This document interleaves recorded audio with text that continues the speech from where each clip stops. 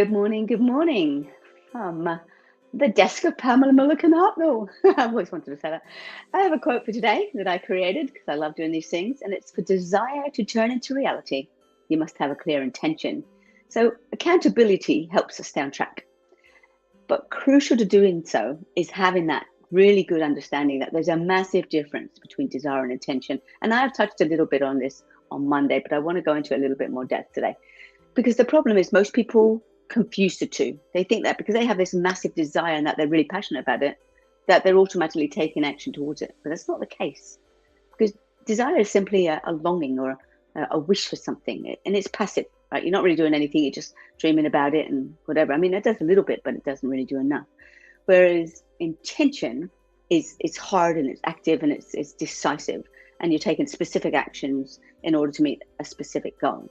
And that's necessary. If you want to achieve something, you need to be clear about your intention. You need to get what actions in place that you need to take and know you're going to take so that you can make it all happen when it's supposed to. Otherwise, you're just like spinning your wheels and going nowhere really, really fast. So welcome to more MindFit Mornings, where I share the tools so you can live your life by design rather than existing by default. And if you've just joined us, I'm sharing the difference between desire and intention for clarity so that you can actually achieve your goals. So many people have goals and dreams then, but not all of them have the intention to make them happen. Because this is something else I created too, that intention means having a focused attention on what you want to achieve. And that attention allows you to maintain the right level of focus, momentum, and keeps you going when challenges arise. And that's a big part of that, your intention is your why.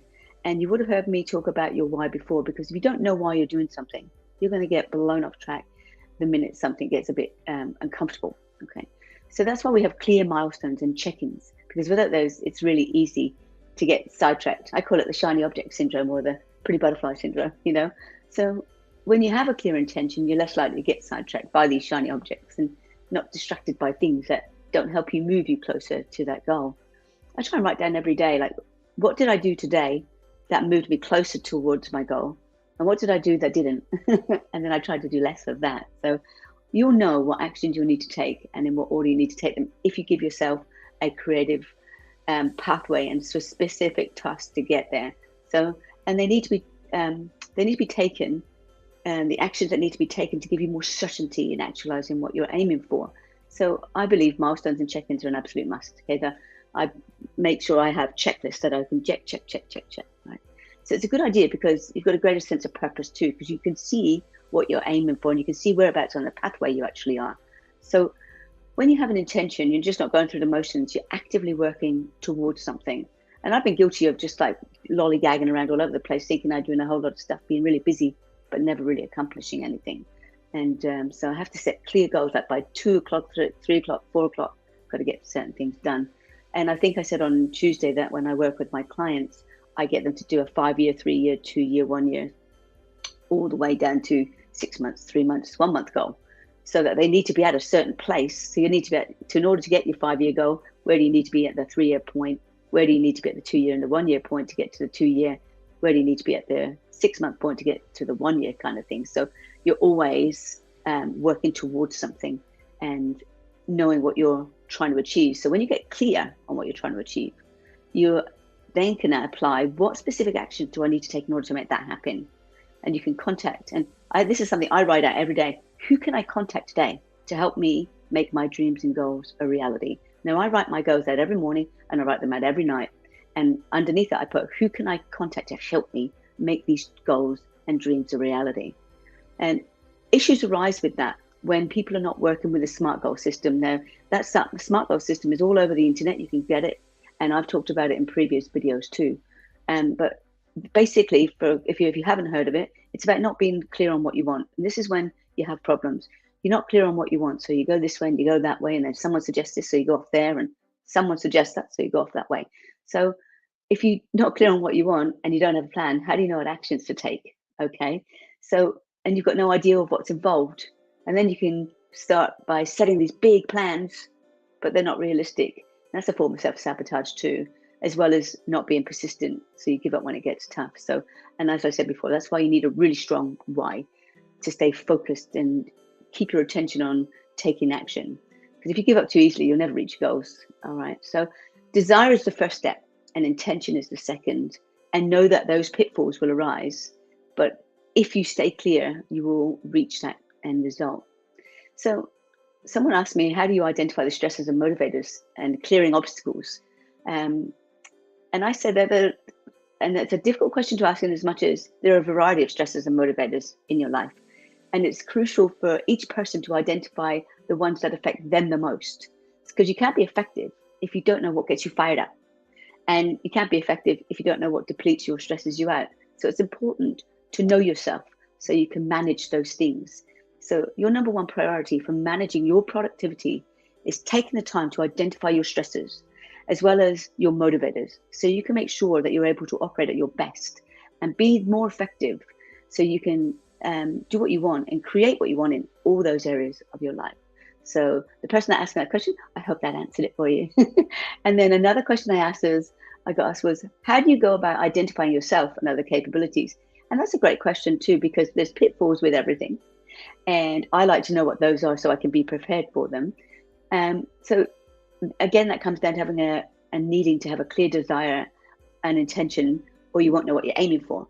So when you get clear on what you want and why you want it, remember that's your big why, and write out exactly what am I trying to achieve here, right?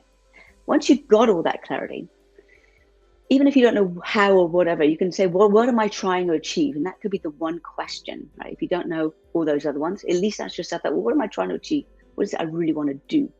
And then you can work it out. And what you do next then is take inventory of your current skills and talents. And if you're working with someone, obviously you need to take inventory of their skills and talents too. So like, what do you do in your current job, and what past experiences do you have with work and, you know, in your education? That plays a part too. And then what skills have you gained in daily life? So talk to your friends and people who know you too, and that know you well outside of work, and go, what am I good at? And if you were to give me some ideas, what could you say that I could operate, or when do I operate at my best, and when do I not operate at my best? You know, when am I messing myself up and getting in my own way? And get your friends, because they see things that you don't see sometimes. So decide what's missing from your skill level and your capabilities. And is it something you need to go and get some training at, to get some certification in, or do you just want to go forget it? I'm going to delegate it instead. All right. So to repeat the quote that I had above, then, for desire to turn into reality, you must have a clear intention. So all of those things need to be sorted out. So have a big brain dump and map it out so that you can get clear on what it is you're trying to do, and don't worry about how you're going to get there, because that happens once you work out what actions need to be taken. So to wrap up then, when you're going after your dreams and goals, I want to remind you to make the distinction between desire and intention. Because if you focus on that, you won't set yourself up for disappointment. You won't feel like, I'm not good enough because it didn't happen, right? You won't get caught up in I should have done this and I would have done that, and if only, ifs and buts, all right? And you won't get sidetracked.